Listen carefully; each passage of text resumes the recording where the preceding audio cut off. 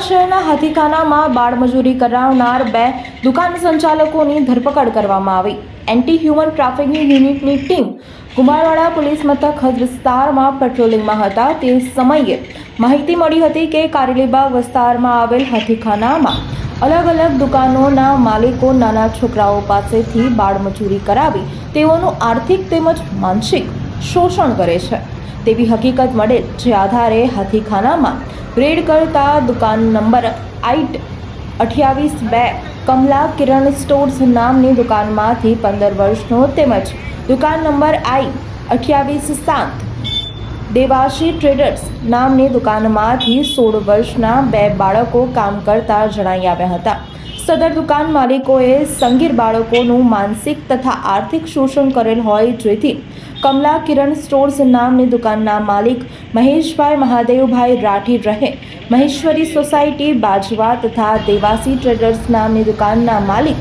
કમલેશભાઈ ધીરજલાલ ગોધિયા રહે કારેલીબાગ સામે કુંભારવાડા પોલીસ મથકમાં જુવેનાઇલ જસ્ટિસ એક્ટ 2015ની કલમ 79 મુજબની 2 અલગ અલગ ફરિયાદો નોંધી કાયદેસરની કાર્યવાહી કરવામાં આવી છે, તેમજ બાળકોને બાળમજૂરીમાંથી મુક્ત કરાવી તેના સગા સંબંધીઓને સોંપવામાં આવ્યા હતા।